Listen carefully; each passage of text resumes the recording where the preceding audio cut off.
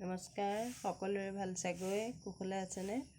আজি বহুকেইজনে কৈ আছিলে বাইদেউ পঞ্চম শ্ৰেণীৰ পৰিৱেশৰ পৰা অলপ জিকে দিব বুলি। সেয়ে আজি মই প্ৰথম লৈ আহিছোঁ পঞ্চম শ্ৰেণীৰ প্ৰথম কেইটামান পাঠৰ জিকে। প্ৰথম প্ৰশ্ন, বায়ুমণ্ডলৰ উত্তাপ কিহেৰে জোখা হয়? থাৰ্মোমিটাৰ। বায়ুমণ্ডলৰ চাপ জোখা যন্ত্ৰটোৰ নাম কি? বেৰোমিটাৰ।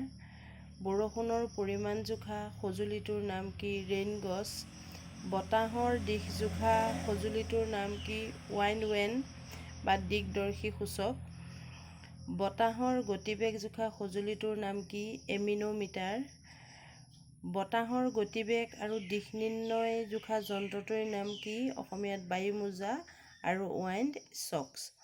বায়ুমণ্ডলত থকা জলীয় বাষ্পৰ পৰিমাণ জোখা সঁজুলিটোৰ নাম কি? হাইগ্ৰমিটাৰ। তাৰপিছত লৈ আহিছোঁ বৰ্তমান অসমত কিমানখন গাঁও আছে? ২৬,০০০খন গাঁও। মই আগতেও দিছিলোঁ যে অসমৰ আটাইতকৈ ডাঙৰ গাঁওখনৰ নাম শুৱালকুছি। মাছ মাংসত কিমান শতাংশ পানী থাকে? ৬০ৰ পৰা ৮০% পানী থাকে। শাক পাচলিত কিমান শতাংশ পানী থাকে? ৯০% পানী থাকে। আহাৰৰ প্ৰধান উপাদান কেইবিধ? ছবিধ। ছবিধৰ ভিতৰত শৰ্কৰা, প্ৰ'টিন, চৰ্বি, ভিটামিন, খনিজ লৱণ, পানী। ইয়াত হয়তো পৰীক্ষাত এটা দি দিব আৰু বেলেগ বেলেগ সোমোৱাই দিব, সেইখিনি গোটেইকেইটা মনত ৰাখি ল'ব। কুকুৰীকণাৰ ৰোগ কি ভিটামিনৰ অভাৱত হয়? এ ভিটামিনৰ অভাৱত হয়। বেৰি বেৰি কি ভিটামিনৰ অভাৱত হয়? বি ভিটামিনৰ অভাৱত হয়।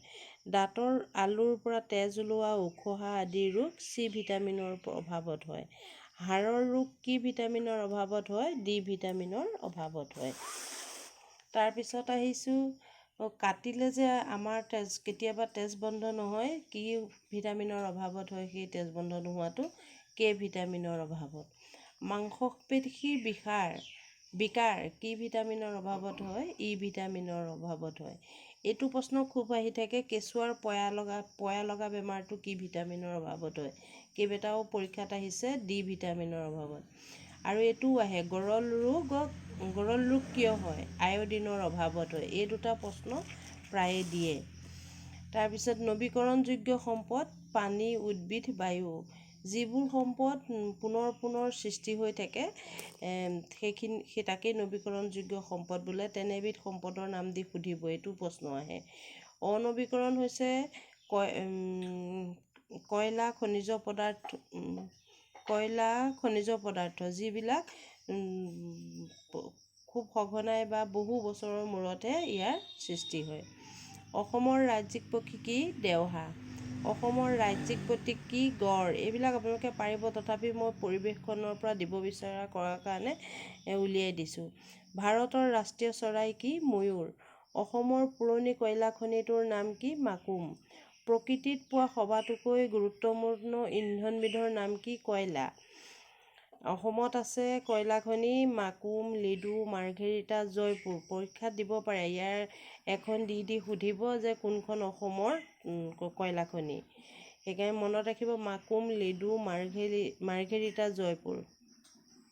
খাৰুৱা তেলৰ সন্ধান প্ৰথম অসমত কোনে পাইছিল?